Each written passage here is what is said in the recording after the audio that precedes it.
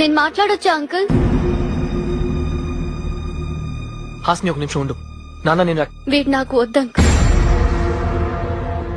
నేను వెళ్ళిపోతున్నా.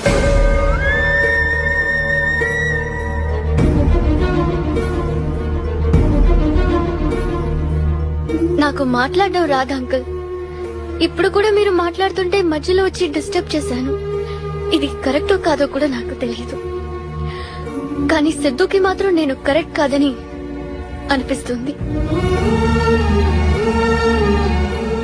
మీరు నన్ను ఇంటికి తీసుకురమ్మన్నప్పుడు 7 రోజుల్లో ఒక మనిషి గురించి ఎలా తెలిసిపోతుందా అనుకున్నాను.